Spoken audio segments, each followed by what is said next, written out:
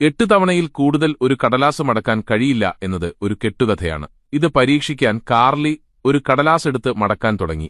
7ാമത്തെ മടക്കിൽ paper ഒരു സ്മാർട്ട്ഫോണിന്റെ വലുപ്പത്തിലായി. അത്ര കട്ടിയായതുകൊണ്ട് അതിനപ്പുറം മടക്കാൻ കഴിഞ്ഞില്ല.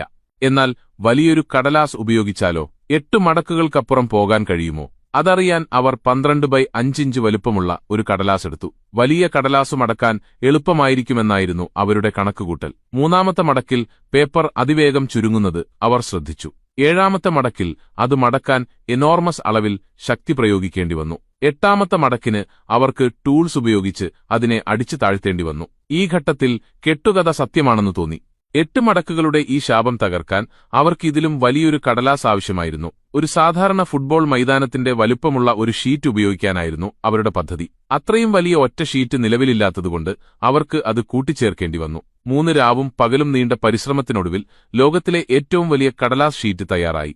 അൾട്ടിമേറ്റ് ഫോൾഡിംഗ് ടെസ്റ്റ് ആരംഭിക്കാൻ പോകുകയായിരുന്നു. എല്ലാവരും വലിയ ഷീറ്റിന്റെ ഒരറ്റമുയർത്തി മറ്റേ അറ്റത്തേക്ക് ശ്രദ്ധാപൂർവം വലിച്ചു. അതിന്റെ ഇനോർമസ് വലുപ്പം കാരണം ഓരോ ഘട്ടവും ശ്രദ്ധയോടെ ചെയ്യേണ്ടിയിരുന്നു. ഓരോ തവണയും 90 ഡിഗ്രി കൃത്യമായി അവർ മടക്കി. 7ാമത്തെ മടക്കിൽ പേപ്പർ അവിശ്വസനീയമാംവിധം ഭാരമുള്ളതായി മാറി. ഒരു മടക്കുകൂടി മതിയായിരുന്നു കെട്ടുകഥ തകർക്കാൻ. പ്രതീക്ഷിച്ചതുപോലെ ഷീറ്റ് വലുതാകും തോറും മടക്കാൻ എളുപ്പമായിരുന്നു. ആദ്യമെങ്കിലും കെട്ടുകഥ